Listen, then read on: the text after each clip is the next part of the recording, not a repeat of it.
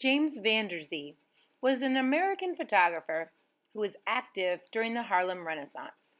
He is best known for his documentation of middle class African American life in Harlem.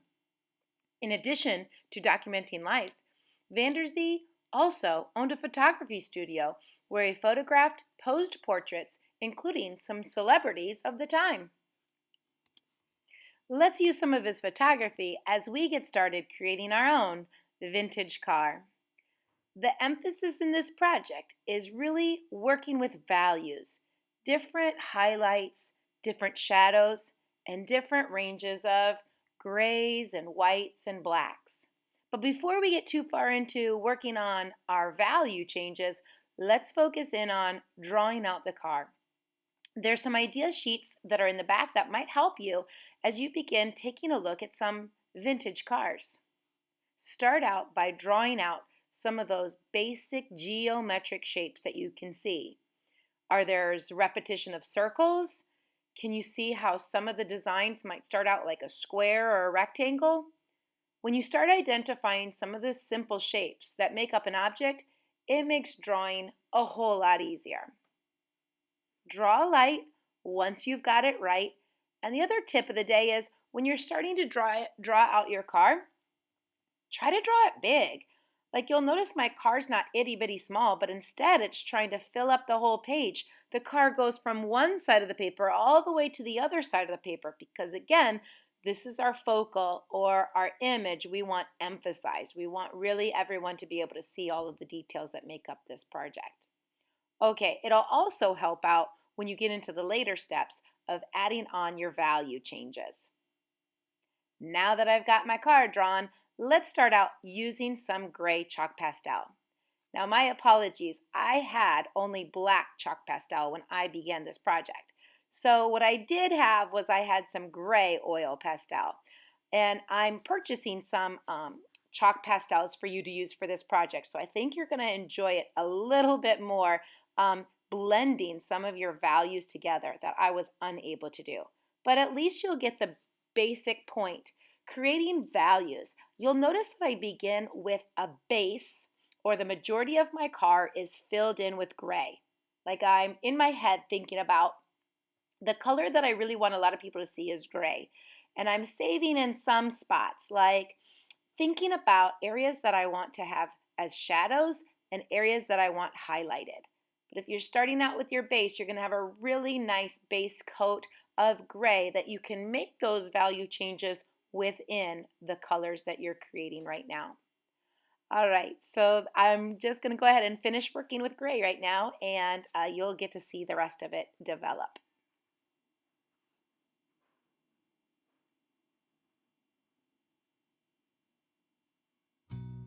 Okay, so there we go. The base is filled in with gray.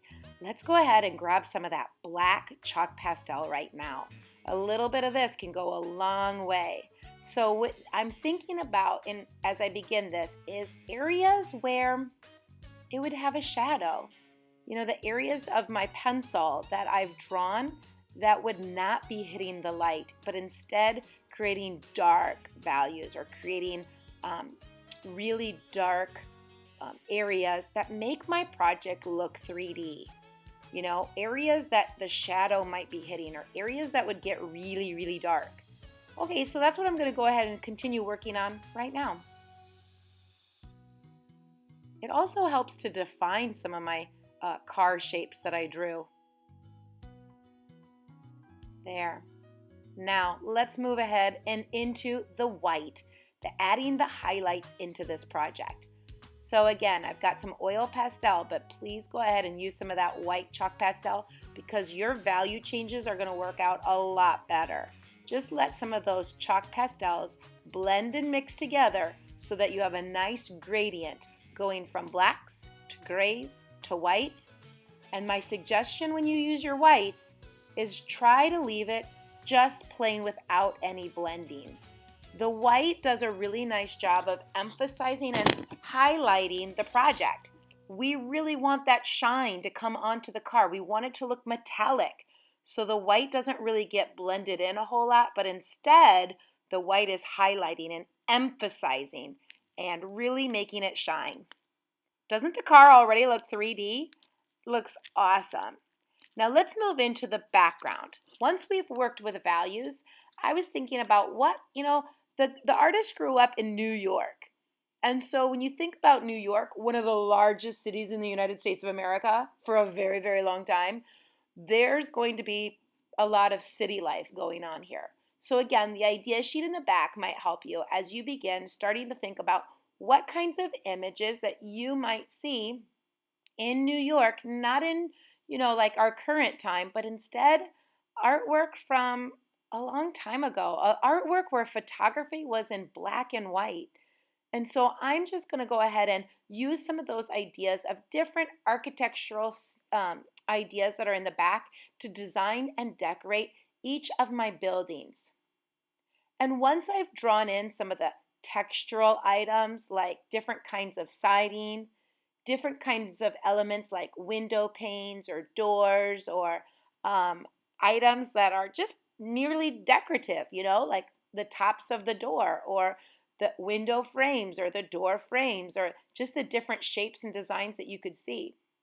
But as I finish drawing out my work, I'm just going to go ahead and outline it in black. So, if you make a mistake or you want to change it, now's the time to do so, because our next step, outlining in black Sharpie, is just quite simple. Just go over your work once more to really make it emphasized and to show some contrast into your work.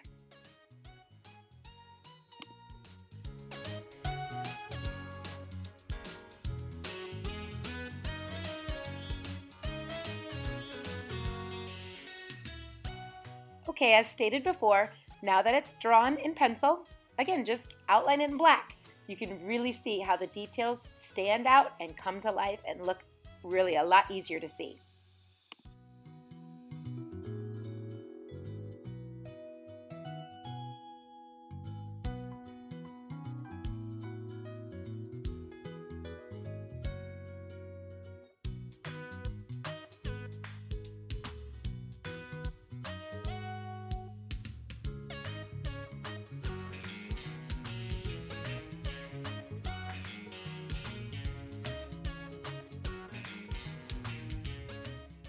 And for our final step, now it's time to cut it out and assemble it all together.